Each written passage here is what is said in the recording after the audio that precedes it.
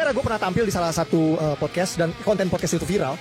Gue ini Bang Aiman, gue ini difitnah, gue ini buzzer Israel, terima duit dari Hasbara, bahkan yang terakhir agen Mossad. Nih, karena gue di TV ya, mumpung nih saksi semua nih abang-abang di sini, Bang Aiman, saksi demi Allah demi Rasulullah, gue belum pernah terima seperak pun dari Israel dan gue bukan agen Mossad. Adik-adik tahu, Iran ini adik-adik harus tahu, Iran itu dulunya itu sekutunya Barat, biar tahu. Sebelum tahun 1979, Iran itu adalah negara kerajaan. Raja Iran namanya Shah Reza Pahlavi, itu adalah raja yang pro barat. Bahkan minyaknya Iran, Bang Aiman, minyaknya Iran itu dikelola sama British Petroleum.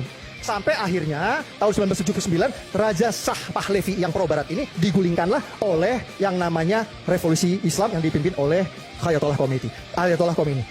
Sejak tahun 1979, Bang Aiman, yang namanya Iran itu yang tadinya pro barat jadi anti barat. Apakah Amerika diam saja? No!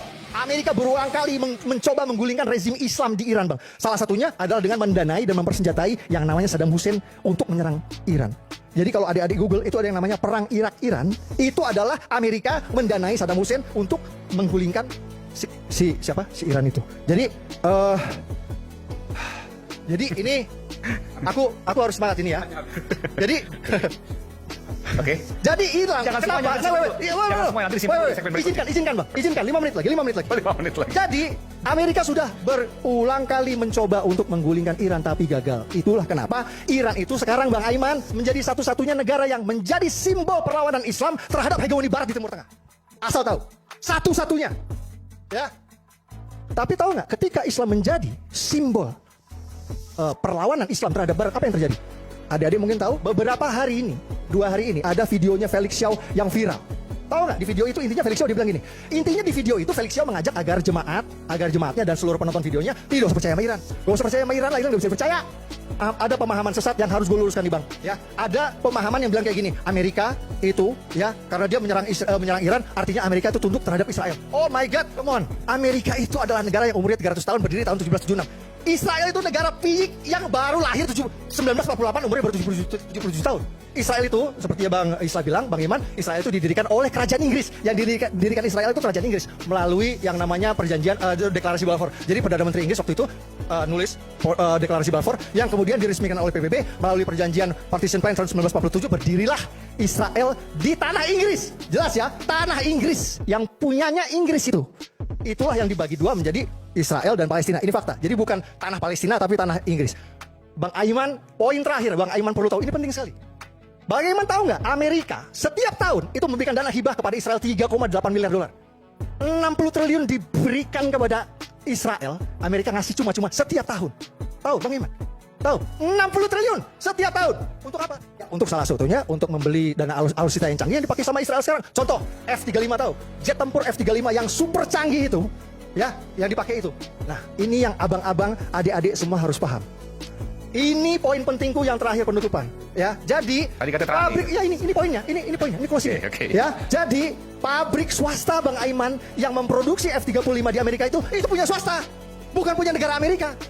Ya, jadi F-35 jet super canggih itu diproduksi sama pabrik yang namanya Lockheed Martin, dan Lockheed Martin itu punya swasta. Salah satu pemegang sahamnya itu adalah BlackRock, perusahaan investasi terbesar di dunia. Ya, jadi harus dipahami. Ya, inilah teman-teman nih adik-adik, inilah yang namanya industrial military complex, Bang Aiman. Apa itu industrial military complex? Itulah ketika APBN dialokasikan untuk pertahanan, lalu dipakai untuk beli senjata dari pabrik swasta, lalu pejabat yang bersangkutan dapat komisi. It's all business. Oke. Perang adalah bisnis Bang Aiman. Ya, jadi jangan ditanya lagi kenapa Amerika serang Iran? Ya karena pengen nyari komisi dari penjualan senjata. Ngerti gak? Kalau saya tanya, paham? gini. Jadi it's all bisnis. Okay. Lu kayak gitu aja kagak paham kayak anak 5 SD. Harusnya Bang Rocky harusnya bawa hibiki, sekarang kita buka aja langsung. Ngapain kita ngobrol-ngobrol kayak gini? Saya pikir ada perlu diklarifikasi ya. Dalam versi saya seorang pengajar hubungan internasional, mata kuliah saya HI di Timur Tengah. Oke. Jadi pernyataan bahwa Palestina itu dimiliki oleh Inggris sehingga Inggris berhak melakukan apa saja atas tanah Palestina, itu adalah cara pandang imperialis. Salah Menurut saya.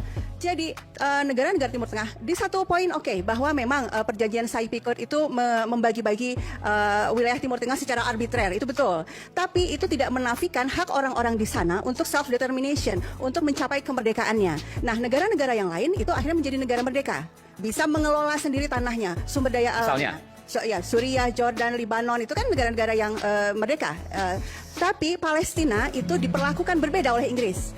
Inggris menginginkan ada satu negara baru di sana, yaitu negara khusus Yahudi. Dari sisi bahwa itu negara khusus untuk satu etnis, satu agama, kita jadi Yahudi itu agama apa etnis itu ada perdebatan juga di situ. Tapi khusus untuk Yahudi itu sudah menyalahi sebuah aturan atau konsensus internasional bahwa yang namanya negara bangsa itu di sana ada banyak etnis seharusnya. Siapa saja boleh di sana.